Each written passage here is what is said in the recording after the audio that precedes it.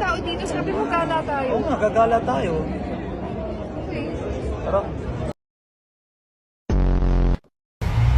Sobrang sarap dyan. Dyan tayo kumain. Really? Oo. Bakit? Kasi kahit wala kang ilagay sa noodle, tangi na siya. Bu, ang hirap naman dito sa Switzerland. Hindi tayo magkaintindihan. Iba-iba yung salita nila. Oo nga eh. Dito na lang kaya tayo para magkaintindihan tayo. Saan? Sa Taglish. Wow, Bu, ang ganda rito. Sa gold soup. Eh, ayoko na bumili dito. Ha? Bakit? Mahal natin! Hep, hep!